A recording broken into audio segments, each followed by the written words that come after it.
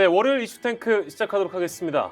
태풍이 북상을 하고 있습니다. 전국적으로 지금 비가 오고 있고 저희 위치한 스튜디오의 바깥에서도 추적추적 비가 내리고 있는데 아무래도 내일 이제 남부권은 태풍을 맞이를 해야 되기 때문에 비 피해가 없도록 잘 대비를 하셔야 될 것 같고요. 정치권은 주말을 지나서 또 다른 태풍을 맞이했습니다. 바로 이준석 대표가 대구에서 기자회견을 하는 바람에 아무튼 여러 가지 또 갑론을박할 내용이 오늘 많이 있습니다. 오늘 두 분과 함께 할 텐데 한 분은 지금 교통소통 문제로 인해서 조금 시간이 걸리고 있습니다. 차재원 부산 가톨릭대 특임 교수와 함께 먼저 이야기를 나누고 본격적인 주제 함께 하도록 하겠습니다. 어서 오십시오. 예, 안녕하세요. 네, 오시는데 별 문제 없으셨죠? 저는 지금 별 문제 없는데 내일 지금 학교를 가야 되는데 부산으로 가셔야 되잖아요. 네, 부산으로 가야 되는데 첫 비행기를 지금 예매를 해놨습니다만 비행기를 못 뜨지 않을까. 네, 그래서 그럼 기차로 갈 생각도 하고 있는데 네. 문제는 그러니까 제 수업이 내일 오전 10시인데 10시에 부산을 지금 간통한다는 거거든요. 그래서 아마 휴교를 하지 않을까. 휴교가 안 되면 아마 온라인 수업으로 대체하지 않을까 싶어서 부산 지금 저도 태풍의 지금 진행 상황을 아주 예의주시하고 있습니다. 네, 그러니까 이제 그 남부권에 계신 분들은 지금 대비를 아마 충분히 하셔야 됐을 텐데 좀 걱정이 되는 측면도 있고 전 언론사가 아무튼 태풍을 대비하고 있는 그런 상황이라서 관련 내용을 좀 주시하도록 하겠습니다. 네, 저희 배종찬 인사이트 K 연구소장 오시는 대로 모실 거고요. 첫 번째 주제로 바로 이어가도록 하겠습니다. 이준석의 금지된 노래, 어떤 금지된 노래를 강조하고 있는 것일까? 앞으로 윤핵관이든 윤석열이를 비판하겠다. 어제 아무튼 대구에서 기자회견을 열었는데요. 위치한 곳은 복명동이라고 합니다. 김광석 거리가 위치한 곳이라고 하지요. 여기에서 기자회견을 한 내용들이 아무튼 오늘 일간신문에는 다양하게 실려 있습니다. 일단 그 현장 분위기가 어땠는지 저희가 좀 먼저 소개를 해드리려고 하는데요. 저희 기자가 직접 취재한 현장 영상을 잠깐 만나보시죠. 감사하고 사진 찍고 주시는 박혜선 기자님입니다.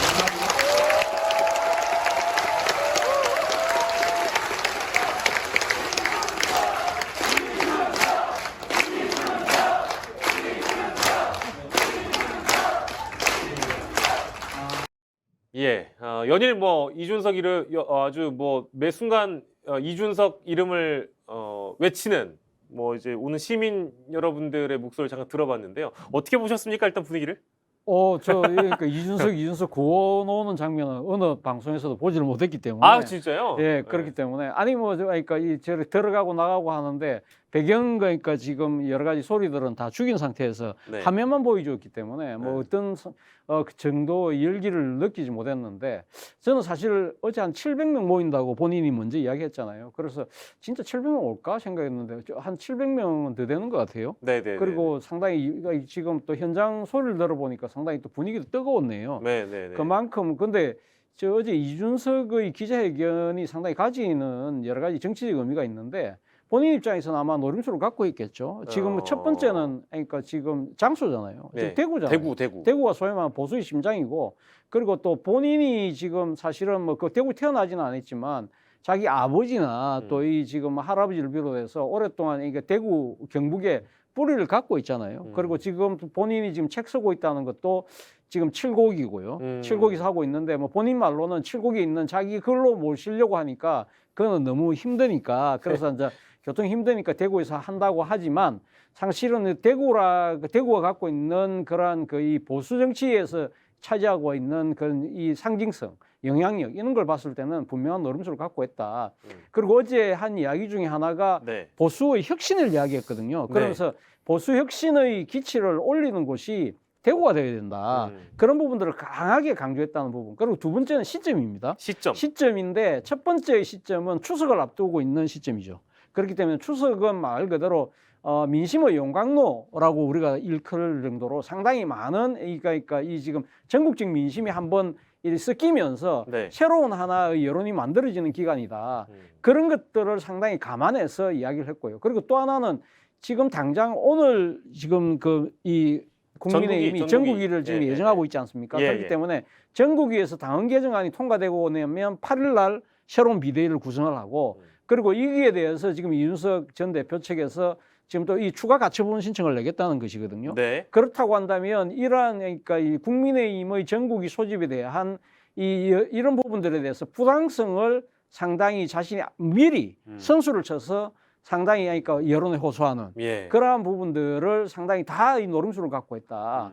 결국 이 지금 상당히 정치적인 여러 가지 그러니까 이 싸움에서 능한 이준석다운 모습을 그대로 보여주고 있다는 생각이 듭니다. 일정은 이제 5일 전국이고 8일이 상임 전국이고 아니죠. 8일은 팔일? 새로운 비대위를 구성을 하고 8일은 상임 전국위는 지난주 금요일 했고요. 5일에 이제 오늘 이제 오늘 전국위 하면 이제 하고. 당헌 개정은 어. 당헌 당규 개정은 이제 완성이 되는 거죠. 그런데 그걸 기반으로 해서 8일 날 비대위를 구성하겠다는 것이 비대위를 출범시키겠다는 것이 그러니까 지금 국민의힘이고 국민의힘 입장이고 국민의힘 입장에서는 추석 연휴가 들어가기 전에 새로운 지도부의 모습을 국민들에게 보여주겠다는 것인데 그러한 그러니까 새로운 지도부가 누가 되든 간에 이준석의 입장에서는 거의 부당하다. 이 부분을 상당히 소위 말하는 밑밥을 깔기 위해서 밑밥을 깔았다. 어제 그러니까 이 대구에 대해서 강하게 주장을 했다고 볼 수 있겠죠. 예. 그럼 뭐 일정상 아무튼 8일까지는 새 비대위가 그냥 출범이 된다고 보는 게 맞겠죠? 그렇죠. 그거는 되는데 문제는 그것이 지속 가능할지 여부는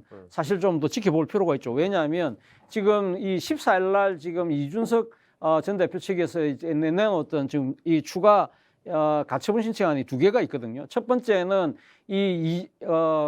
기존의 그 비대위가 있었잖아요. 그때 당시 비대위원장인 그 조호영 비대위원장에 대한 직무정지만 가처분이 인용되었는데 새로 그러니까 그 비대위원 한 명 한 명에 대한 또 가처분 신청을 냈거든요. 네. 그건 사실은 이제 의미가 없어요. 의미가 없지만 또 하나 낸 것이 오늘 지금 소집되는 전국위를 금지시켜 달라는 지금 그 제안을 그 가처분 신청을 내놨는데 만약에 그것이 받아들여질 경우에는 전국 개최하지 말아 했는데 그러면 지금 오늘 전국위가 만들어져서 나오는 결정 자체가 무효가 되는 그런 상황이 되기 때문에 상당히 그리고 또 오늘 또 아마 추가적으로 지금 또 가처분 신청을 내겠죠. 그러니까 지금 그 새로 당헌 당규에서 만들어지는 비대위가 부당하다고 내면 그건 또 언제 할지 모르겠습니다만 계속적으로 지금 태클을 걸고 가는 그러한 상황이 연속적으로 반복되는 것이죠. 언론 보도를 보니까 지금 이준석 측의 경우에는 그 14일 언제 오셨습니까? 짠 하고 나타나셨네요. 짠. 네, 네. 저도 놀랐네요. 카메라 보고. 많이 막히셨습니까? 오늘 정말 이 교통 대란이에요. 지금 대란이고 네.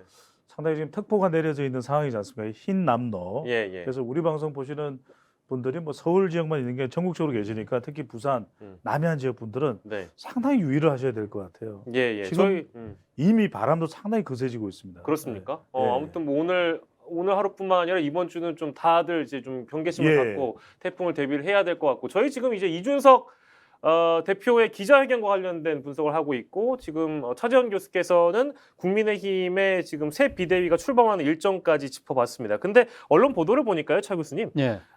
새 비대위가 실제 출범이 되면 네 번째 가처분 신청을 할 계획이라고 이미 조선일보의 기사가 나와 있긴 하더라고요. 네. 그렇게 되면 지금까지 있었던 법적인 분쟁거리는 14일, 그러니까 9월 14일에 모두 다 한꺼번에 처리를 한다는 것이고 아니죠. 그러니까 지금 추가적으로 할 부분에 대해서 법원에서 거기에 대한 심리는 일단 또 다른 일정을 잡을 가능성이 저는 높지 않을까 생각이 들어요. 14일은 14일대로 하고. 예. 그러니까 14일 중에서 아까 제가 말씀드린 대로 세 번째 가처분 신청했던 것이 그거거든요. 오늘 지금 열리는 전국이 개최를 금지시켜달라는데 만약에 그것이 인용이 될 경우에는 전국위 자체에서 만들어내놓은 당헌 자체가 무효가 되기 때문에 그렇다고는 새로운 비대위 자체도 공중분해될 수밖에 없는 그런 상황인데 그렇기 때문에 사실은 앞으로 뭐 추가적으로 가처분 신청 내는 부분들도 있습니다만 일단 오늘 지금 열리는 전국위 개최 금지를 위한 가처분 신청이 어떻게 결과가 나오냐가 또 초미의 관심이죠. 14일 말씀하십시오. 차 교수님 말씀하시는데 지금 중요한 거는 뭐 우리가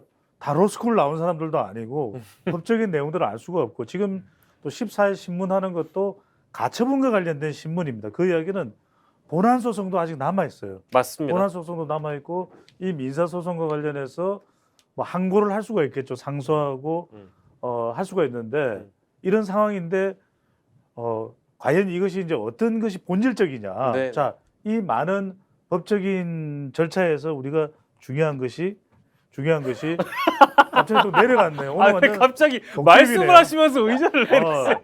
아니 신호가 와가지고 오늘 뭐 자신을 낮추는. 교통 대란 때문에 힘들게 왔는데 계속 힘들게 하네요.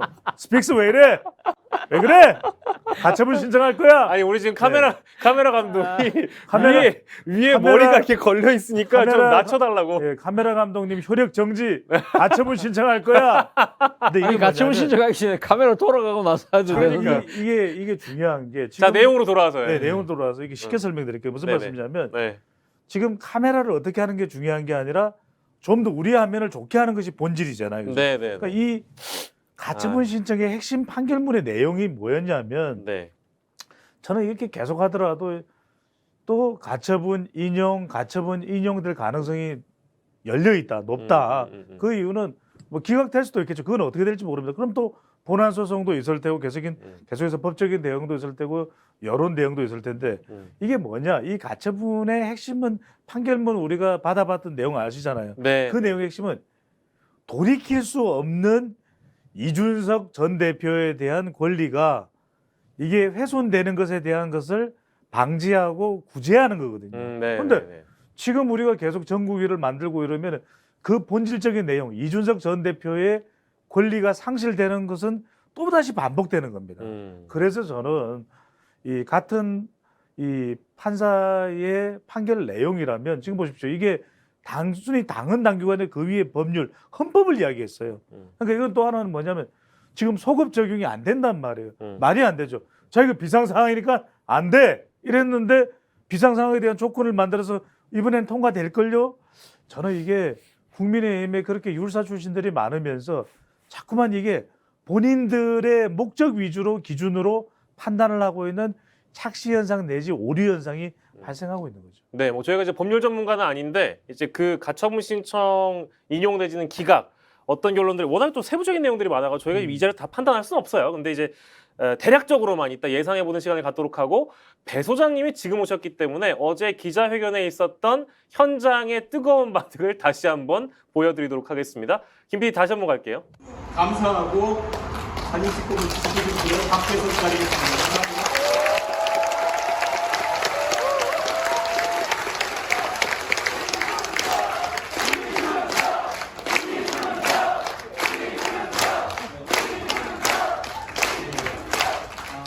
네, 다시 한번 보고 왔습니다. 우리 차 교수님 잠깐 기다려주시면 자 일단 분위기를 좀 보고 오셨는데 어제 혹시 기자회견 보셨다면 예. 어떤 내용에 주목하셨습니까? 저는 예상했던 내용이에요. 아, 결과적으로는 핵심 내용은 계속해서 본인은 대응을 할 것이라는 것이고 또 기자회견을 지금 대구에 가셨잖아요. 대구에서 가셨잖아요. 네네네. 그렇죠?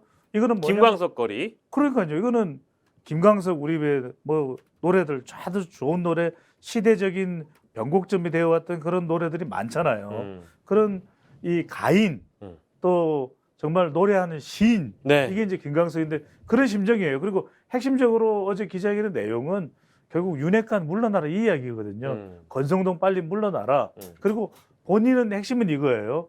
본인이 뭔가 권력을 탐해서가 아니라 또 당권을 탐해서가 아니라 본인은 제대로 된 민주성을 회복하겠다. 그게 핵심 내용 아니겠어요? 네. 그래서 저는 어제 대구에서의 기자회견이 어떤 내용이냐 예. 배수진을 친 거예요.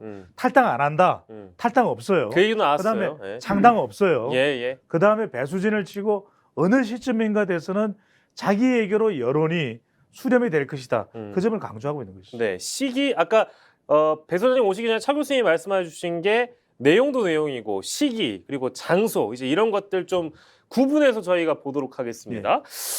저희가 오늘 제목을 이준석의 금지된 노래라고 잡았잖아요. 그러니까 김광석 거리에서 그 시절에는 금지된 곡들이 많았는데 지금 이 시대에도 금지곡의 시대 아니냐. 내가 지금 말하고 누군가를 비판하는 게 마치 금지곡처럼 여겨지고 그 비판을 받는 게 타당하지 않다. 반헌법적이다. 이제 그런 비판들이 등장을 했어요. 그래서 이런 걸 보면 앞으로도 이제 이런 노선은 쭉 깔고 금지곡을 계속 부르겠다라는 주장인 것이고 그리고 그 비판의 대상은 윤핵관, 윤 대통령, 특히 대구에 있는 국회의원들을 콕 집어가지고 이거 험지야 아니다. 이게 과연 올바른 정치냐. 대구 시민 여러분 평가해달라 이런 메시지였잖아요. 그 부분을 좀 주목해보면 대구 의원들은 기분이 상당히 나빴겠는데요.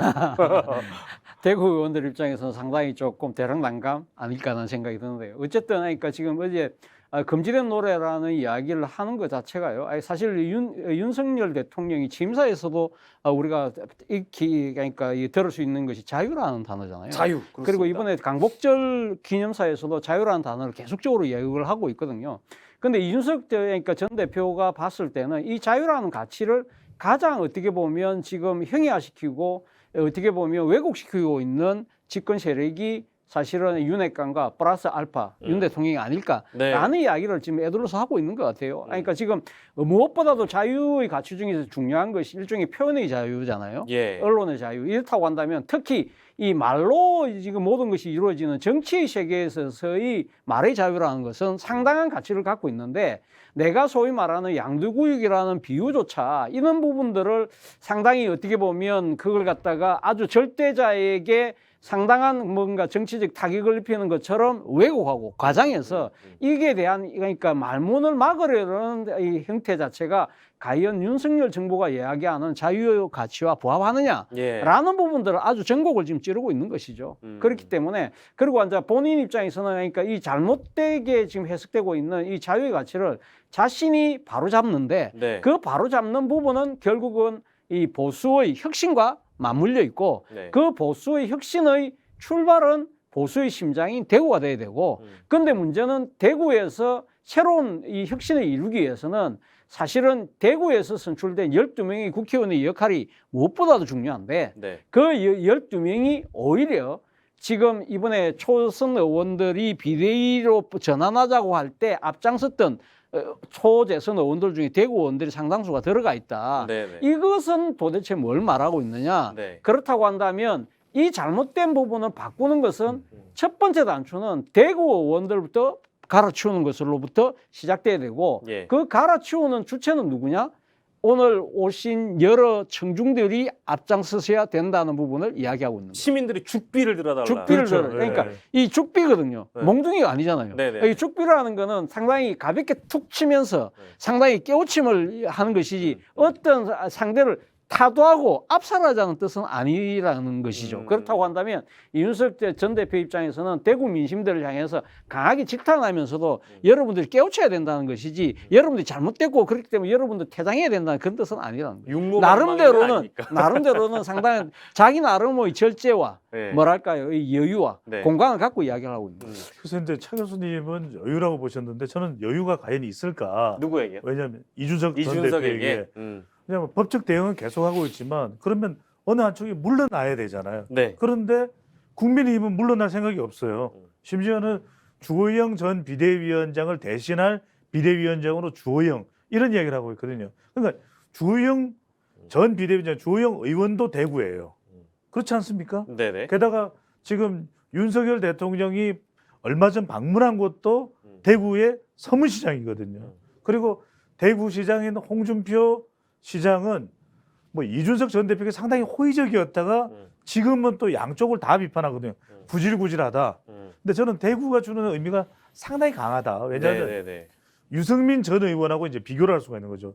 유승민 전 의원은 대구에서 일단 물러나 버렸어요. 왜냐하면 지역구였던 곳도 물러나면서 사실상 경기도 경선에 나섰고 이제는 대구로 돌아가기도 어려워요. 그러니까 유승민 전 의원은 이른바 배신자 프레임에 걸려 있는데 그걸 완전히 깨지는 못했습니다. 본인도 그걸 굉장히 부담스러워했어요. 그런데 결국은 대구를 떠났죠. 그런데 우리는 이준석 전 대표를 이야기할 때 대구 사람인가 생각했단 말이에요. 그런데 칠곡에 있는 정조부 묘소에 가서 아이 우리 뿌리는 칠곡이야 대구야 이야기를 하는 거예요. 무슨 이야기냐? 권성동이나 장제원은 TK가 아니에요. 그러니까 내가 대구야 이야기를 한 거예요. 윤석열이 대구가 아니야 이야기를 한 거예요. 그러니까 저는 절박한 겁니다. 왜냐하면 지금 대구를 안 떠나고 있어요. 그렇죠. 그거는 뭐냐면 본인은 배수진을 쳤어요. 그 이야기는 법적으로나 단기적으로는 자기가 윤핵관이나 윤석열 대통령을 이기기는 거의 힘들다고 보는 거예요. 사실은 내면에서. 예. 그런데 또 하나 여기서 뭐냐면은 그런 여론전을 암시하고 있는 것 자체가 우리가 김강석 그러면 김강석의 앨범의 제목에 자유가 나옵니다. 그런데 지금 우리가 알고 있는 정치인 또는 지도자 중에서 자유 이야기 제일 많이 하는 사람 누구예요? 정치인 중에서 아니 지도자 중에서도 누구예요? 윤석열 대통령. 그러니까요. 그러니까 윤석열 대통령은 정말 자유 그러거든요. 자유가요. 자유란 말이죠. 이런단 말이에요. 그럼 지금 완전히 직격탄을 날리는 거예요. 그 대신에 전면전을 하지는 않아요. 윤석열 대통령 통해서는. 네. 대신에 자유 그렇게 강조하면서 왜 내가 비판할 자유 30대가 좌충우동할 자유는 안 줘요? 난 길게 임기 5년이지만 난 10년 15년 갈 거예요. 이 이야기를 하고 있는 거죠. 저희가 이 대목에서 예. 제가 어제 이준석 대표의 기자회견 전문을 다 읽어봤는데요. 꼼꼼하게 공개가 됐죠. 네, 공개가 됐는데 예. 저는 이런 생각이 들었습니다. 이준석은 이제 그 평가를 이 갈라치기 정치를 잘 한다는 비판을 받아온 적이 그렇죠. 있습니다. 근데 그 부분은 전 일정 부분 동의하는데 어제 기자회견 전문을 보니까 딱 나누는 것 같아요. 반헌법적인 집단과 자신은 헌법의 가치를 존중하는 사람, 그리고 자유를 억압하는 집단, 그리고 나는 자유를 지키는 사람, 그리고 대구에 알박기를 하는 윤핵관들이나 이제 이런 사람들은 소위 간신배들, 낡은 정치를 하는 사람. 나로 따지면, 나 이준석으로 따지면 나는 그래도 험지에 나가서 도전을 했던 사람. 그러면서 어제 노무현, 김영삼 막 이런 얘기를 꺼냈단 말이에요. 그러니까 이게 이제 어떻게 보면 앞으로 이준석이라는 정치인이 어떤 방향을 가지고 앞으로 정치를 할 건지를 보여주는 어떤 상징적인 장면이었다. 기존에 예상 가능한 내용이라고는 말씀해 주셨지만 그렇죠.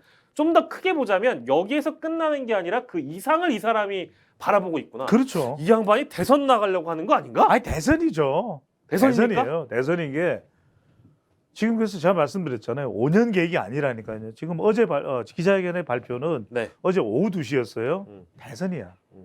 왜 오후 2시겠어요? 그래. 나 욕해도 좋아. 그러니까 왜냐하면 2시에 사나이라는 소리를 듣잖아요. 네. 이준석 전 대표가 2시 돼서 방송도 많이 나가고 이제 뭐 기자회견도 하고 이렇기 때문에 저는 이제 차 교수님 말씀에 상당히 공감하면서도 이준석 전 대표가 나는 죽비라고 하고 몽둥이라고 하지 않았다고 해서 수위를 낮춘 게 아니다. 이건 굉장히 강한 수위예요. 무슨 얘기냐면 무서운 이야기인 게 그래? 5년은 니들 세상이 될지 몰라도 그 이후에 10년은 내 세상이야. 니들 성공 못해. 그러니까 아예 윤석열 정부는 성공 못한다는 걸 단정한 거예요. 그러니까 성공 못하고 이대로 가면 그리고 그 이후의 시간은 내 시간이다. 나는 5년 동안 민심을 모으겠다. 왜냐하면 YS나 DJ가 민주화 운동하고 난 이후에 바로 대통령이 됐나요? 아니잖아요. 한참 걸렸죠. 박정희 17년 계속 투쟁하다가 그러다가 80년대 민주화 운동 이후에 차례대로 92년, 97년 대통령이 당선됐잖아요. 그 이야기는 물론 이런 이야기는 할 수 있습니다. 아니 이준석 갈라치기하고 네가 무슨 YS야, 네가 무슨 DJ야. 근데 세상은 모를 일이에요. 왜냐하면 우리가 80년대에는 그 사람들이 영웅이었어. 그렇잖아요. 그리고 90년대, 2000년대 오니까 노무현이나 박근혜가 또 영웅시 됐어. 그러면은 앞으로 5년 뒤에, 10년 뒤에는 이준석이 또 영웅이 될지 몰라요. 그러니까 나는 기다리겠다. 네. 그 이야기를 하고 있는 거죠. 아무튼 저는 뭐 영리하다, 영민하다 이 평가가 나올 수밖에 없는 장면이었다고 생각하던데 차 교수님 어떻게 보셨어요? 저는 앞서도 제가 말씀드렸습니다만, 그러니까 이준석이 어제 대구에서 한 이야기는 보수의 혁신을 이야기한 것이거든요. 그러니까 지금 본인이 뭐 앞으로 뭐 5년 뒤에 출마를 대선에 대한 도전을 할지, 그 뒤에 또 10년 뒤에 할지는 뭐 아이 나이가 많기 때문에 나이가 지금 창창하기 때문에 뭐 그거는 뭐 자신의 스케줄이 있겠습니다만, 그건 좀 일단 별개로 치더라도 제가 생각했을 때는 어제 이준석이 한 이야기는 보수의 혁신에 대한 기치를 내가 들겠다는 부분을 분명히 이야기를 하고 있는 것이죠. 앞서 우리 앵커께서 이야기한 대로 지금 헌법과 그리고 또 뭐 법의 가치 있는 부분들이 사실은 어떻게 보면 찐보수의 가치잖아요. 네. 그렇다고 한다면 지금 이 보수연 하는 사람들이 사이비라는 거죠. 그리고 또 하나는 앞서 그러니까 지금 자신의 험지에 도전한다는 부분과 대구에서 안주하고 있는 사람들의 이렇게 차별화시키는 것은 결국은 이 보수의 가치를 상당히 그 어떻게 뭡니까 역사적인 하나의 이게 행로를 걸어가는 데 있어서 안주해서는 안 되고 도전을 해야 되는 가치라는 부분들을 이야기하고 있는 것이고 자칫 안주하게 될 경우는 우물안 개구리가 되고 있고 우물안 개구리의 모습이 지금 현재 대구 경북에 지금 몸담고 있는 주요 정치인들의 모습이 아니냐는 걸 갖다가 지금 강하게 공격을 하고 있는 것 같고요. 예, 예. 결국은 본인 입장에서는 그러니까 진짜 보수와 사이비 보수를 나누어서 그러니까 이준석이라는 정치인은 단순한 갈라치기를 넘어서 네. 자신은 나름대로 비전과 가치를 갖고 정치를 한다는 부분들을 분명하게 어저께 선언한 하나의 한 장면이 아닐까 하는 생각이 드는데 모르겠습니다. 이 부분에 대해서는 뭐 또 이준석이 너무 지나치다고 이야기하시는 분들도 많으니까. 근데 제가 봤을 때는 나름대로는 이준석 나름대로는 자신이 정치를 왜 하는가에 대한 가치에 대한 부분들을 어제는 상당히 좀 초점을 맞춰서 이야기를 했던 것이 아닐까 하는 생각이 듭니다. 예. 아까 말씀하신 잠시만요. 아까 말씀하신 우리 차 교수님 말씀하신 분들이 좀 계시네요. 사자왕님, 이준석 관심 끄는 게 좋다. 이재명 관련 수사 논평하세요. 저희 다음 주제입니다. 자, 그리고 해님님, 이준석이 지역구인 상계동 주민들의 말씀을 옮겨드립니다. 이준석은 엘리베이터에서 만나도 인사를 안 한다고 합니다. 주민들은 싸가지가 없다고 합니다. 이거는 그냥 뭐 모르겠습니다. 이제 그 전 언일 수 있으니까. 그런 장면을 찍어서 저희한테 주시면 보도를 하겠습니다. 참, 한 말씀 드려야 말씀하십시오. 그래서 참 이준석 전 대표가 이 점은 아쉬운 점이에요. 저는 이제 두 가지인데 네. 하나는 인성, 또 하나는 젠더 감수성인데 네네. 이건 비판받을 수밖에 없어요. 그래서 저는 상계동도 그렇고 이준석 전 대표가 이런 걸로 욕 들으면 자기의 명분이 없어져요. 그래서 저도 이거는 제가 솔직하게 말씀을 드릴게요. 이준석 전 대표가 가지고 있는 그 영민함이 있어요. 네. 그런데 방송하러 가서 대기실에서 만나도 인사를 잘 안 해요. 그러니까 저는 우리 배종찬 선배님과 차재원 교수님한테도 인사를 안 한단 말입니까? 차재원 선배님께는 저는 항상 우리 차 교수님께 인사를 드리는데 네. 저를 봐도 그런 이야기가 많이 들려요. 인상 기본이죠. 저도 많이 들었어요. 그래서 이게 참. 인성에서 절대로 흔들리면 안 됩니다. 위대한 지도자는 네. 인성부터 갖춰야 돼요. 이거는 제가 이준석 전 대표가 싸가지 없다는 소리 많이 들려요. 그거는 고쳐. 그리고 남녀 간에 갈라치기 하는 거는 예. 이거는 일시적으로는 효과가 있었을지 모르겠지만 이준석 전 대표 고쳐요. 그리고 세 번째는 뭐냐면 이제 민주성은 이제 지금 막 논박이 되고 있는 내용들은 또 다른 차원이니까 네. 이준석 전 대표가 고쳐야 될 것은 고쳐야지. 이대로 안 돼. 네. 그것도 고쳐요. 젠더 감수성 고쳐. 네. 싸가지 없는 거 고쳐. 네. 인성, 젠더 감수성 고치면 아무튼 더 잘 될 수 있다. 네. 네, 이준석 대표에게 쓴 소리를 우리 배종찬 소장이 해주셨고, 자, 저희 이준석 그 대표가 왜 대구에서 기자회견을 한 것이냐에 대해서 우리 기자가 질문 던진 내용이 있어요. 잠깐 보고 갈게요. 지난달 주호영 직무정지 가처분 신청이 나온 이후에 승용차 7곡에 방문하셔서 지금까지 대구에 계신 걸로 알고 있는데 오늘 이 기자회견 장소까지 대구로 결정하신 건 혹시 윤석열 대통령이 대구에 방문하신 것을 의식하신 건 아닌지 한번 여쭤보고 싶습니다. 제가 정치적인 의도에서 만약에 소위 대통령의 행보를 의식해서 움직이고 했다면은 아마 이보다 좀 더 넓은 공간을 준비하지 않았을까. 그리고 며칠 전부터 좀 더 이야기하지 않았을까. 그런 생각을 합니다. 그렇기 때문에 그런 의도는 전혀 아니었고 저는 내일 전국이도 있다고 하는데 그에 앞서서 제 입장을 표명하고 싶었고 대구에 온 이유는 딱 한 가지입니다. 제가 지금 있는 칠곡 지천면 신동리까지 오시라고 하기에는 조금 죄송스러워서 그랬습니다. 예. 네, 그랬다고 합니다. 뭐 이제 우리 기자가 아무튼 잘했어요. 우리 정영욱 기자 잘했습니다. 그 질문을 한 내용은 왜 대구 이 한복판에서 기자회견을 하는가? 뭐 저희가 처음에 대부분 다 분석을 했습니다만 7곳까지 오긴 좀 미안해가지고 그랬다. 뭐 이건 아니겠죠, 사실은. 그건 뭐 네, 전혀 아니겠죠. 하기에 그러니까 나름대로의 뭐랄까 뭐 이 핑계면 핑계일 수 있습니다만 말은 되는 어차피, 핑계예요. 예, 뭐 그렇죠. 그런데 사실은 뭐 앞서도 제가 말씀드렸습니다만 대구라는 그러니까 이 지역적인 그 상징성 정치적인 영향력 이런 부분들을 충분히 고려한 것이고 네. 또 대구 중에서도 지금 김강석 거리라는 네. 그러니까 무대 자체가 저렇게 있는 줄 저는 오늘 처음 알았습니다. 저도 어제 그랬습니다. 처음 알았습니다만 네네네. 어쨌든 김강석이 상징하는 또 하나의 또 가치가 있잖아요. 네네. 앞서 이야기했던 대로 김강석이 과거 상당히 저항적인 노래를 부르면서 상당히 그러니까 이 지금 민중들한테 스며들어갔던 그런 모습들 그리고 앞서 본인이 이야기하고 있는 자유의 가치를 이야기하는 데 있어서 금지된 노래라는 하나의 소재를 선택할 수 있는데 최적의 장소다. 예, 그런 거 예. 보면 상당히 아까 우리 지금 배종카 선생님이 영민하다고 그랬는데요. 정말 이런 부분들은 어떤 정치인들도 지금 아마 따라가기 힘든 예. 이준석만의 특장이라는 생각이 들어요. 그러니까 저는 궁금한 게 예. 배 소장님, 네네. 뭐 물론 이제 이준석 대표가 영리하고 영민해서 그런 걸 수도 있고 주변에 이렇게 설계를 해주거나 조언해주는 사람이 있어가지고 이런 기획을 한 거라고 봐야 되죠. 일단은 저도 이렇게 여러 차례 만난 적이 있는데 이준석 전 대표가 네. 그런 아이디어가 있어요. 그리고 아이디어. 이준석 전 대표하고 윤석열 대통령과 공통점이 있습니다. 뭔지 아세요? 뭡니까? 누가 이야기한다고 해서 그거 잘 안 들어요. 바로 듣고 나 그대로 할래 이런 사람이 아니에요. 자기 의지가 굉장히 강한데 네. 저는 이 대구의 의미가 상당히 강한 게 뭐냐면은 예. 이준석 전 대표는 이제 대구를 붙들고 자기는 자기 정치 인생을 예. 사생결단 내겠다 네. 이건데 인물을 한 짧게만 3명만 이야기합니다. 자, 김강석 이야기 뭐냐면 대구 정신으로까지 표현되는 상징되는 또 이 가수예요. 네. 그 처절한 이 노래에 담겨 있는 그 한을 왜냐하면 금지곡이었다 이건 말이에요. 그런데 그걸 풀어낸 것도 사랑해 준 것도 이른바 대구의 방천시장인 거예요. 바로 대구 시민이었다. 또 하나는 유승민을 이야기합니다. 맞아요. 그 내용에 보면은 이 우리가 증세 없는 복지는 허구다. 이거 누구냐? 그러면서 유승민의 이름 또 이야기를 안 해요. 네. 약간 또 대구에서 그런 정서까지도 고려했는지는 모르겠는데 만원을 내면은 3,000원을 세금으로 내야 된다. 그거 왜 말이 되냐?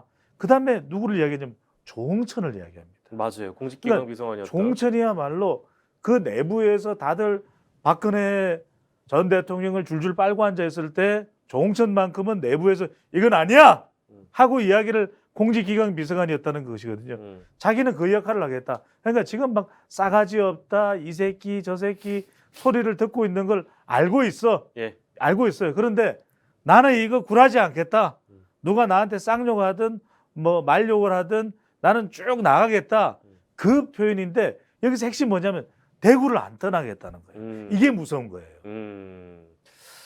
아니 그, 근데 예. 그 아까 제가 말씀을 다 끝내지 못했기 때문에 네네 말씀하십시오. 그러니까 그 지금 그 윤 대통령 아까 우리 이 스픽스 기자가 물었을 때 윤 대통령 의식한 거 아니냐 그랬는데 본인은 그거 아니다. 그 의식했으면 더 큰 데 잡았겠죠. 이렇게 이야기를 하는 걸 보면 네. 우리가 계속적으로 뭐 배종찬 소장께서 뭐 싸가지 없다고 말씀을 하시지만 대인 관계에 있어서의 뭐 아니 그러니까 이 저도 성격상으로 상당히 좀 내향적인 사람이라서 사람들을 만나면 제가 먼저 인사를 잘 못하는 약간 그런 부분들이 있거든요. 그런 부분들이 아마 저를 곱깝게 보시는 분들 중에는 저 싸가지 없다고 생각하실 수도 있어요. 근데 정치를 하는 데 있어서 이 싸가지라는 부분을 아마 따지 본다고 한다면 어제는 상당히 나름대로 싸가지 있는 태도를 보였다는 생각이 든다는 것이죠. 그러니까 예. 지금 이준석 전 대표가 지난 8월 13일 기자회견 이후로 상당히 윤 대통령에게 날을 강하게 씌우고 있지만 나름대로는 싸가지를 나름대로 갖고 이야기를 하고 있다는 거죠. 그러니까 예를 들면 만약에 서문시장이 왔기 때문에 내가 방청시장 갔고 내가 그래서 한번 윤 대통령 한번 맞짱 떠볼 거야. 이런 식의 이야기는 안 하고 있거든요. 계속적으로 지금 이야기하고 있는 내용을 본다고 한다면 네.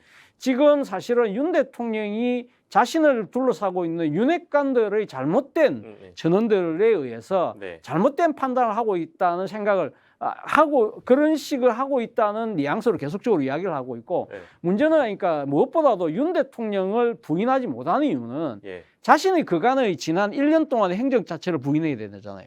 자기가 누구보다도 앞장서서 윤 대통령을 뽑아달라고 했던 사람이기 때문에 이러한 부분들은 자기가 생각했을 때는 아까 정치적 여유 공간이라는 부분을 제가 말했던 부분은 아직까지는 윤 대통령을 나름대로 일탈된 모습에서 온전하게 정상 궤도로 올려놓을 수 있는 시간과 기회는 있다고 판단을 하고 있기 때문에 전면적으로 지금 윤 대통령과의 일정을 지금 보류하고 있는 것이 아닐까라는 생각이 든다는 거죠. 그런 모습들은 정치적 싸가지로 우리는 해석할 필요가 있다는 거죠. 어느 정도의 톤 조절을 했다는 말씀처럼 들리긴 하는데 네. 이게 시간을 많이 못 드릴 것 같아서 저희가 주제를 넘기긴 해야 됩니다. 근데 제가 처음에 그 김광석 거리 얘기할 때 무슨 동이라고 그랬죠? 제가 뭐 무슨 동이라고 했는지 모르는데 제 지인한테 지금 카톡이 왔는데 대구 중구 대봉동이라고 합니다. 대봉동. 대봉동. 명확하게 해달라고 아무튼 감사드립니다. 네, 대봉동이었고요. 김광석의 노래 중에는 일어나도 금지곡이었어요? 차 교수님?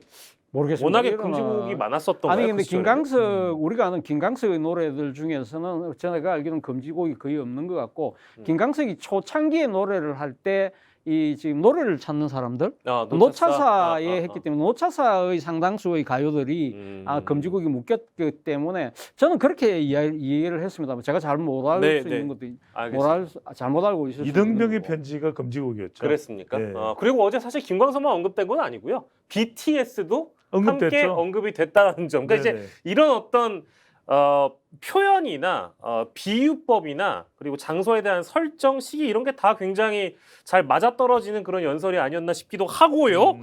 자, 저희가 주제 넘기기 전에 이거는 확실히 짚고 넘어가야 되겠습니까?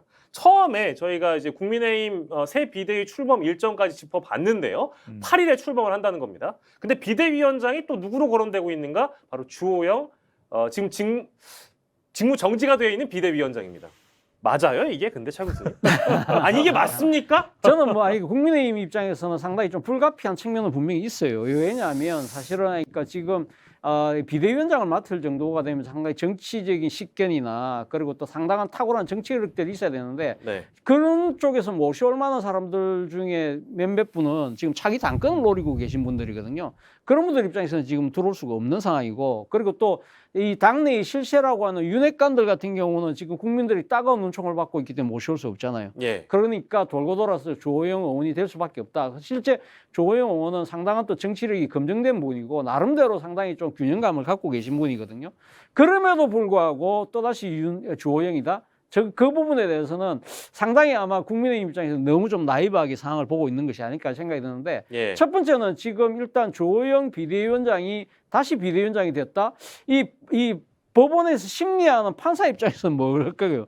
이거 뭐 지금 법원하고 한번 싸워보자는 거야, 뭐야? 이렇게 볼 수 있다는 것이죠. 물론 뭐 법원에서 판결은 법리를 갖고 이야기를 하겠습니다만, 그리고 또 하나는 지금 뭐냐면 조호영 전 비대위원장도 상당한 정치적 책임이 있는 것이죠. 왜냐하면 지난번 1차 비대위가 구성되고 이준석 전 대표가 가처분했을 때 뭐라고 이야기했습니까? 절차를 하자. 아마 그게 설사 걸린다 하더라도 그거 조금만 고치고 넘어가면 된다. 그럼 아무런 문제가 없다고 해서 강하게 밀어붙였던 그래서 예. 정치적 아노미를 유발한 정치적 책임에 대해서는 그럼 누가 지해야 되는 거냐. 그럼 권성동 이 원내대표도 그러면 지금 수습이 문제이기 때문에 좀 이따 하겠다고. 그러니까 조호영 전 비대위원장 같은 경우는 사람이 없으니까 또 해야 되겠다고. 이러면 도대체 국민의힘은 누가 책임지느냐는 거예요. 저는 뭐 이제 정당 내부의 의사결정을 존중하는데 그럴 수도 있고 다시 뭐 조호영 비대위원장 직무가 정지되어 있는 분이 다시 또 새 비대위에 선장을 맡을 수 있다고는 하지만 차 교수님의 인식처럼 너무 나이브하게 이 상황을 바라보고 있지 않나라는 부분에 격하게 공감합니다. 아니 이게 이런 말 말하면 똥깡이에요. 똥깡이라. 그러니까 이거는 집권 여당 대한민국이 지금 OECD 국가에서도 상위권 국가입니다. 예. 심지어는 한때 우리가 홍보 광고에서 골드만삭스에서 대한민국은 통일만 되면 세계 2위 국가가 될 거다. 그런 전망까지 나오는 대한민국에서 이 무슨 추태입니까? 네? 국민들이 바보입니까? 그러니까 저는 이게 뭐냐면 당장 자, 첫 번째 법원에서 어떻게 판단하겠습니까? 아니 주호영 전 비대위원장 직무 정지했는데 또 비대위원장 뭐야 사법부랑 한판 붙자는 거야? 네. 이건 이렇게 나갈 일이 아니고 그리고 이렇게 되면 또 바로 인용될 가능성이 상당히 높고 그리고 주호영 전 비대위원장이 다시 비대위원장 와서 당내 문제든 당 외 문제든 이준석 전 대표 관련이 해결될 수 있습니까? 해결될 수가 없어요. 저는 우리 스픽스는 대한민국 최고의 방송입니다. 제가 말씀드릴게요. 이 사람 임명하면 돼요. 누구 비대위원장 최재형 의원 임명하면 됩니다. 아, 혁신위원장 초선이지만 이 사람은 사실은 정치적인 관록이 그렇게 뭐 대단하지는 않아요. 그런데 감사원장을 지낸 사람이죠.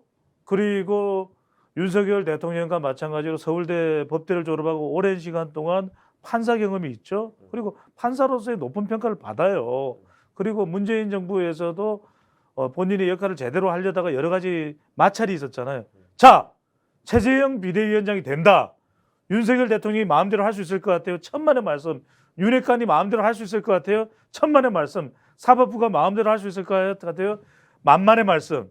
자, 이준석 전 대표가 더 대들 수 있다. 만만의 말씀.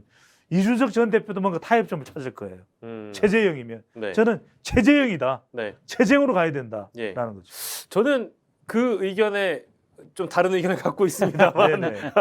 그 지금 최재형 혁신위원장을 비대위원장으로 지금 밀어주신 우리 배종찬 선배의 인식이 지금 당장은 나이브하신 게 아닌가. 아닙니다. 라는 생각이 아니에요. 드는데 아니에요. 아니 차근수 의견 한번 들어보자고요. 아니. 어떻습니까? 아니 뭐 저는 뭐 특징인이 지금 뭐 비대위원장 되는 부분에 대해서 제가 지금 왈가왈부할 수 있는 상황은 아닌데 네. 좋은 아이디어면 분명합니다. 어. 상당히 발상 자체가 상당히 예. 신선했다. 예, 예. 그러니까 지금 비상 상황이기 때문에 비상하게 그렇죠. 예. 대처할 필요가 아니, 있는데. 저는 이제 그렇지만 현실성이 있냐는 거죠. 이게. 그러니까 예. 근데 있어요. 그거는 뭐 당이 총의를 모으면 되는 부분인데 저는 사실은 비대위원장을 뽑기 전에 저는 새로 원내대표를 빨리 뽑아야 된다. 그 원내대표가 이 지금 법원으로 가는 것이 지금 문제가 아니라 법원으로 갈 것이 아니라 당장은 이준석을 어떤 식으로든 그러니까 뭐 어떻게 속된 표현을 좀 구슬려서 예. 정치적인 테러를 열어줘야만 이 상황이 풀리는 것이거든요. 네. 그러고 난 뒤에 새로 비대위를 꾸릴 때 네. 그때는 최재형 원장을 모셔오면 되죠. 예. 결국엔 돌고 돌아 또 권성동 말씀하신 겁니까? 그렇죠. 저는 뭐 권성동 원내대표가 빨리 물러나고 예. 그러니까 지금 의원들이 새로운 원내대표를 뽑아서 그 원내대표가 그런 정치적 정당성과 정통성을 갖고 이 상황을 푸는 데 있어서 가면 윤 대통령께도 가서 찾아가서 예. 이런 부분들에 대해서 아니 뭐 유감 표시를 한번 하셔라. 음. 그래 이준석이 지금 나름대로 좀 이렇게 테러로 그러니까 물러나지 않겠느냐. 그런 이야기를 지금 아무도 못 하고 있잖아요. 예. 그렇지 저는 이게 않습니까? 지금 네. 권성동 짧게 부탁드립니다. 짧게 네. 권성동 원내대표가 물러나는 것이 핵심이고 저는 빨리 날짜를 정해야 된다고 봐요. 네. 7일일지 8일일지 제가 봤을 때는 7일이 제일 최적일이 아닐까라는 생각이 들고 예. 그리고 빨리 원내대표는 누구로 가야 되느냐? 조경태 의원으로 가야 돼요. 그러니까 오늘 그거는 자꾸 이렇게 추천하시는 아니, 분들이 아니, 많습니다. 그게- 혹시 그게- 뭐 있는 거 그게 아니시죠? 왜 그러냐면은 네. 조경태가 일석삼조 역할을 할 수 있어요. 첫 번째는 뭐냐면 본인이 굉장히 하고 싶어해요. 그리고 이제 부산이 지역구이기 때문에 윤석열 대통령은 지금 지지율이 안 나오는 것 중에 안 나오는 지역 중에서 부울경이 안 나와요. 여기를 좀 더 이 단설이 할 수가 있는 거죠. 좀 이 하는 게 가능해지죠. 예. 그다음에 두 번째는 뭐냐면 일단 그동안 조경태 의원의 발언을 보면 이준석 전 대표하고도 교감이 있어요. 이것도 저는 할 수 있죠. 또 조경태 의원이 칼날을 세우고 있는 사람이 누구냐? 이재명 대표예요. 그러니까 이런 다양한 역할들, 필요한 역할들을 할 수 있는 적임자이기 때문에 최재형 비대위원장, 조경태 원내대표 딱 좋아. 딱 좋아. 추천을 오늘 두 분을 해주셨는데요. 과연 그렇게 될 수 있을지는 저희가 좀 기다려 보도록 하겠습니다. 국민의힘과 더불어서 이준석의 금지된 노래 함께 해봤고요. 두 번째 주제로 이어가도록 넘어가기 전에요. 야, 너무 많은 분들이 의견을 주셔서 TG 포레스트님 이준석 인사 안 한다고 하니까 타 부서 사람한테 꼬박꼬박 인사하냐? 직장 타 진영 사람한테 무슨 예의를 그리 찾냐 이제 이런 의견도 좀 네. 주셨고요. 신호님 장소에 어울리지 않는다. 민주투사인 양 허세를 부리고 있다라는 의견도 주셨습니다. 뭐 이제 이런 배 소장님, OKK님, 배 소장님 만만의 말씀 땡입니다라고 평가를 주셨습니다. 자, 이어서 두 번째 주제로 바로 넘어가겠습니다. 이재명과 김건희 형평성은 어디에 있는가? 지금요 연합뉴스의 속보에 의하면 전해드릴 내용이 하나 있습니다. 민주당에서 지금 강공 드라이브를 연일 걸고 있는데요. 이재명 당대표 된 이후에 그리고 이재명 당대표가 검찰 출석 통보를 받았다는 그 내용 그 이후에 민주당은 지금 연일 정권에게 반발하고 있고 정치 보복이라는 반발을 하고 있습니다.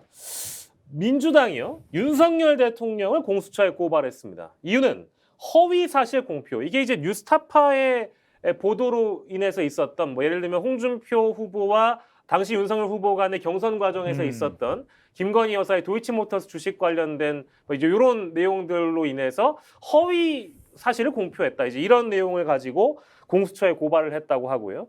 그리고 김건희 여사 관련된 특검을 또 민주당 쪽에서는 주장을 하고 있습니다. 왜냐하면 이재명 당대표에 대한 수사기관의 속도와 어떤 형평의 문제를 지금 또한 삼고 있는 건데요. 그래서 주장하고 있는 것은 쌍특검하자. 이재명도 특검하자. 김건희도 특검하자. 이제 이런 주장이에요. 어떻게 나아갈까요, 차 교수님?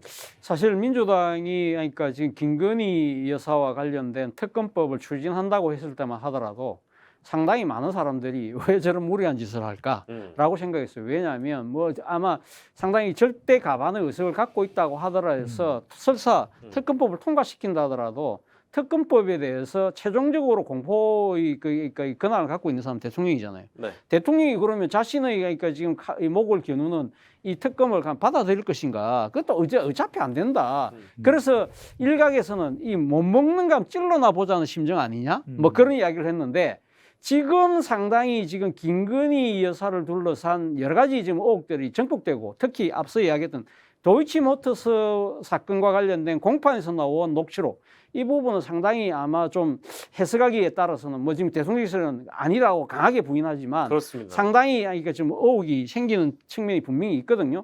이러한 상황에서 만약에 야권이 상당히 이 지금 특검법을 밀어붙이게 되면 이제는 못 먹는 감이 아니라 윤석열 대통령한테는 당혹감으로 다가올 것이다. 그러니까 자신 입장에서는 상당히 자신의 부인과 관련된 의혹들이 지금 사실은 지금 도이치모터스뿐만 있는 게 아니잖아요. 예, 예. 지금 관저공사 의혹에 관한 부분들 그리고 지금 이 허위 경력과 학위 논문에 대한 부분들 이런 부분들이 다 명쾌하게 하나도 조사되고 있지 않다. 그리고 특히 도이치모터스 사건 같은 경우는 주요 관련인들이 전부 다 지금 의법 처리됐어요. 단 한 명 김건희 여사만 지금 빠져 있어요. 지금 공동정범이라고 지금 야권에서는 주장하고 있는데 아주 중요한 혐의를 갖고 있는 사람을 상대로 해서 소환 조사는커녕 서면 조사조차도 지금 못하고 지금 눈치 보고 있는 상황이거든요. 그런 상황에서 민주당이 강하게 이 특검법을 밀어붙일 경우에는 상당한 아마 민심이 상당히 동조할 가능성이 높다. 그럴 경우에는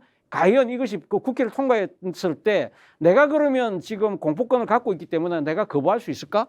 그렇게 쉽게 못한다는 것이죠. 그렇기 때문에 저는 사실은 이 김건희 리스크 부분에 대해서는 저는 국민의힘과 대통령실에서 정말 비상한 각오로 이게 대처해야 될 필요가 있다는 생각이 듭니다. 뭐 저희가 복잡하게 수사 주체나 어떤 혐의와 관련된 내용을 다 정리해 드릴 수는 없는데요. 빠르게 아주 빠르게 여러분들이 이해하기 쉽게 이재명 당대표와 김건희 여사 관련된 수사 진행 상황을 제가 언급을 해드리겠습니다. 대장동 위례신도시 김문기 백현동 쌍방울 성남FC 경기주택도시공사 합숙소 의혹은 수사 중입니다. 이거 이재명 당대표 건이고요. 그리고 김건희 여사 관련해서는 도이치모터스 주가 조작 의혹은 아직 중앙지검에 걸려 있어요. 수사 중인데 이 결론이 늦게 나온다고 엄청나게 비판을 받았죠. 하지만 다른 것들, 대학 이력서 및 경력증명서 허위 기재 의혹 수사 중이고요.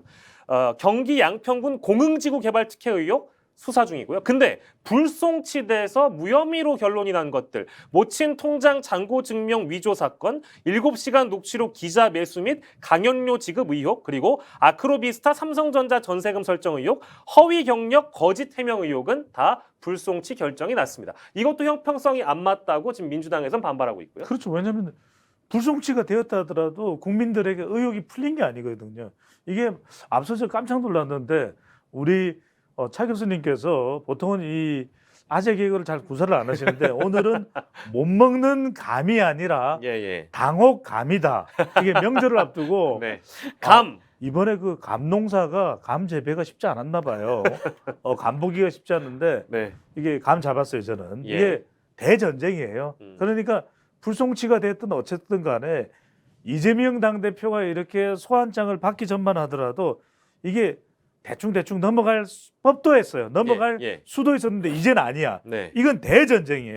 지금 김건희 여사와 관련된 것 중에서 표도관, 표절, 도이치모터스 관저 의혹이거든요. 그러니까 이거는 지금 우리 국민들도 풀리지 않는데 여기 하나 더 등장해서 표도관보, 보석.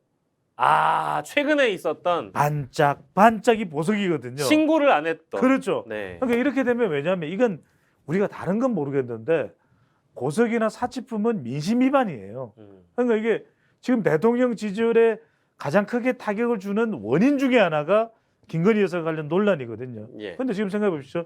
지금 이제는 특검법이라는 게 특별법이라는 것이 어색하지가 않은 것이 전쟁입니다. 예. 모든 수단이 총동원돼요. 음. 그래서 지금 한동훈 탄핵, 이상민 탄핵도 감행될 수밖에 없다. 이제 우리 국민들이 이거는 제가 데이터상으로 쭉 분석을 해보고 빅데이터상으로도 지금 최근에 한 달 동안을 쭉 분석해 보면 대치 국면이 우리가 생각하는 상상하는 그 이상이에요. 이건 차 교수님이 아마 한국 정치판을 보신 게 한 50년 이상이실 텐데 지금 나이 아이고. 인증을 굳이 안 하셔도 됩니다. 아기 때도 알잖아요. 그래서 그렇죠. 예. 그런데 저는 역대 유례 없는 대치 국면이에요. 그러니까 박정희, 김영삼, 박정희, 김대중, 전두환, YS, 전두환, DJ보다 더 큰 전쟁이 저는 벌어질 걸로. 그러니까 거의 전면전 양상이라고 봐도 무방할 텐데. 근데 이게 사실 제가 지난주에 이 얘기하다가 사실 좀 혼났습니다. 왜냐하면 이재명 당대표 출석 요구 통보받은 내용 이제 주제로 얘기하다가 아니 근데 생각을 해보면 김건희 여사 관련한 의혹은 좀 속도도 좀 더딘 것 같고 이재명 당대표 되고 나서 뭔가 이 시기 자체도 통보를 받았다고 하니까 좀 뭔가 좀 찝찝하기도 해서 김건희 여사는 어떻게 되고 있는가 이렇게 한마디를 했더니 이거 물타기 아닙니까? 라지 이제 비판을 받아가지고요. 물타기예요, 차 교수님? 물타기라고 봐야 됩니까? 물타기라고 보기 좀 힘들겠죠. 저는 그렇게 생각합니다. 아무튼 근데 이 제1야당의 대표에 대한 소환장 자체는 상당히 이례적인 건 분명해요. 그러니까 지금 헌정 역사상 제가 알기로 제1야당이 대표가 대표 신분으로 검찰에 출두해서 조사받은 경우는 제가 알기로는 기억이 없거든요. 그렇다고 하면 상당히 이례적이다. 그것도 특히 대표 취임 나흘 만에 그리고 또 정기국회가 소집된 날에 이거 통보가 왔다는 것 자체가 상당히 아마 당하는 사람들 입장에서는 상당히 말 그대로 전쟁일 수밖에 없는 것이죠. 네. 그러나 또 한편으로는 또 어떤 상황이 있느냐 하면 상당히 이건 어느 정도 예정된 상황 아니냐.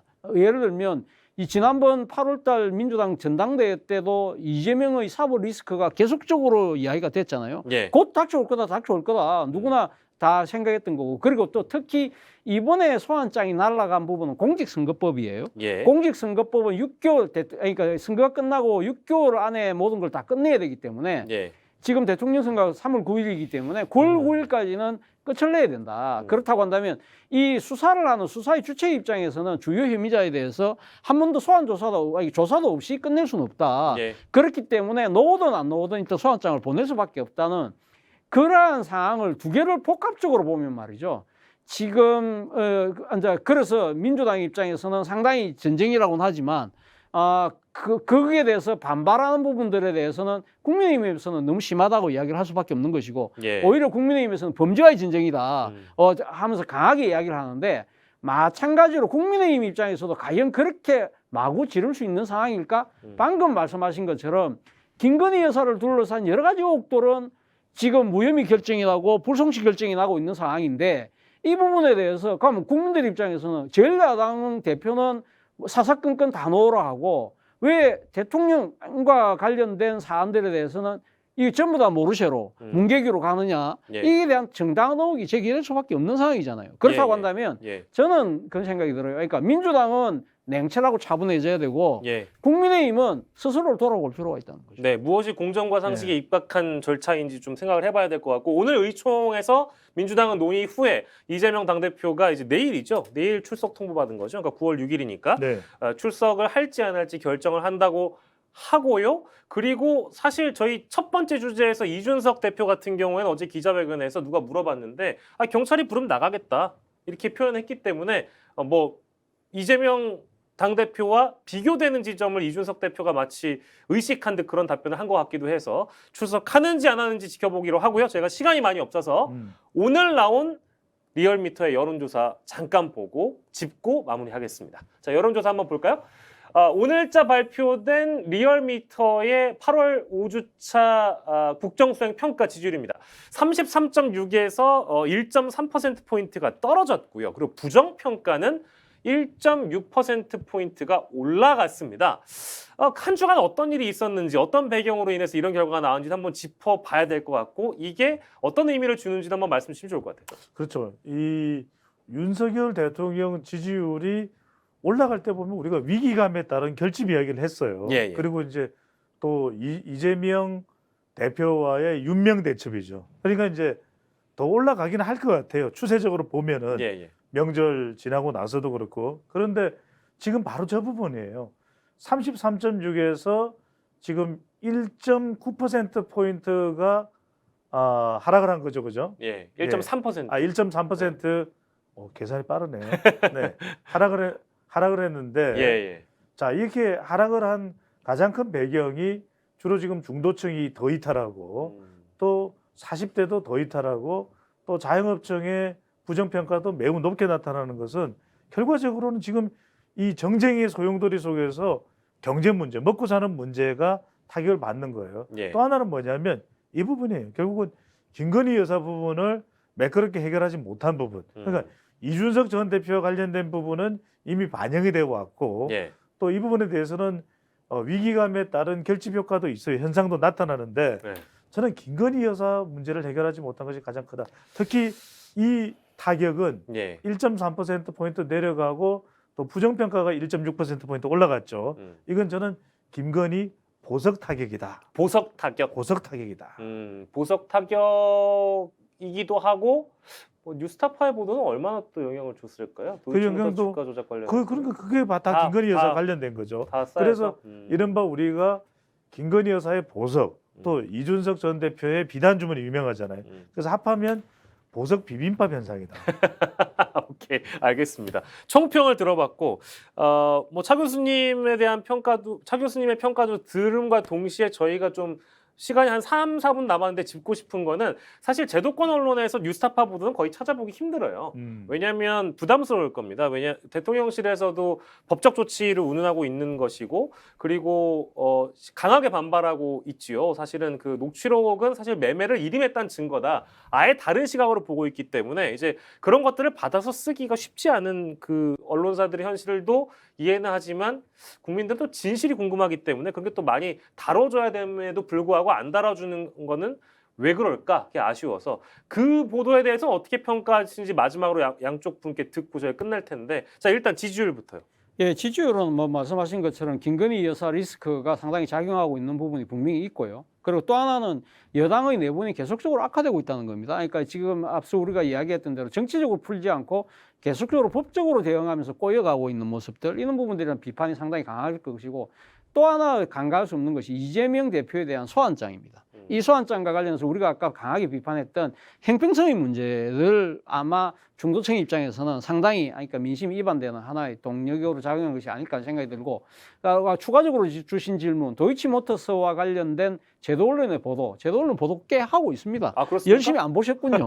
그러니까 지금 경향신문이라든지 뭐 SBS도 그날 당일자 저녁뉴스에 비중 있게 보도를 했고요. 사실 이 부분에 대해서는 상당히 의문점들이 꽤 있습니다. 그런데 이 짧은 시간에 제가 다 말씀을 못 드리겠고 지금 그 대통령실에서 강하게 주장하는 부분들도 어느 정도 뭐 일리는 있습니다만 또 추가적인 여러 가지 의혹들에 대해서는 거기에 대해서는 이야기를 안 하고 있는데 그 부분에 대해서 빨리 해명을 하지 않으면 상당히 아마 민심이 악화될 소지가 있겠다는 것이 제 판단입니다. 예, 배 소장님은 어떻게 보십니까? 그 이번에 지지율이 지금 리얼미터 조사에서 빠진 응답자 특성을 분석을 해보면 대구 경북에서 거의 10% 가까이 빠졌어요. 그것도 지금 물론 이준석 전 대표의 기자회견의 내용이 반영되지 않았지만 네. 대구 경북도 답답한 거예요. 지금 이런 상황 자체가 서문시장까지 다 갔지만 대구 경북에서의 지지층들이 더 결집하지 않고 있는 거. 그다음에 30대에서 빠지고 있는 것도 이준석 영향이 없다고 할 수가 없을 거예요. 칠곡 현상도 있는 것이고. 그렇다면 바로 이런 부분이죠. 도이치모터스와 관련된 부분도 우리가 주식이 올라갈 때 주가가 올라갈 땐 괜찮아. 근데 지금 주가가 지금 말이 아니잖아요. 지금 우리 박앵커 얼굴도 어둡네. 그러니까 이럴 때 지금 뭐가 조작이 됐다. 그것도 대통령의 부인이다. 이러면 좋아할 사람이 누가 있겠어요. 그러니까 네. 이럴 때 명쾌하게 좀 시원한 답변을 해주는 게 필요한데 예. 이 부분입니다. 짧게 말씀드리면 자 윤석열 대통령이 그만큼 기대감이 컸는데 올리버의 기대 불일치론을 보면은 대답을 제대로 안 한다라는 거. 우리 그렇잖아요. 아들이 딸이 좀 말만 제대로 좀 잘해줬으면 하는 게 부모님의 마음이에요. 감상자 안 들고 와도 되고 사과상자 안 들고 와도 되고 와서 좀 말이라도 다정하게. 그런데 대통령이 뭔가 부인의 보석과 관련된 이야기도 그렇고 주가 조작 뭔가 제대로 구체적이게 좀 알뜰살뜰한 설명이 없잖아요. 이 부분이 저는 윤석열 대통령 물론 이제 그게 이제 이재명 대표에 대한 출석 요구서의 형평성과도 연관이 없다고는 할 수가 없겠죠. 예, 알겠습니다. 두 분의 평가를 좀 들어봤고요. 오늘은 더 여쭤보고 싶은 게 많이 있긴 한데 시간 관계상 10분 늘려요. 안 됩니다. 오늘 저희 바쁜 날이라서 시간 관계상 여기서 마무리하도록 하겠습니다. 국민의힘이 과연 비주류를 앞방에 내세울까라는 댓글도 있었고요. 스픽스 이번 주도 화이팅 최들숙님의 댓글까지 소개해드렸습니다. 이어지는 정치본색도 여러분들 많이 사랑해 주시고요. 오늘 두 분과 함께했습니다. 차재원 부산가톨릭대 특임교수, 배종찬 인사이트K 연구소장과 함께했습니다. 고생하셨습니다. 감사합니다. 예, 오늘 이후에 비 피해 없도록 좀 만반의 대비를 하셨으면 좋겠습니다. 이미 준비를 하신 분들도 계시겠습니다만 또 한 번 아픔을 겪을 수는 없는 거니까요. 여러분들 잘 대비하시고 비 피해 없길 바라겠습니다. 저희는 내일 이 시각에 다시 돌아오겠습니다. 고맙습니다.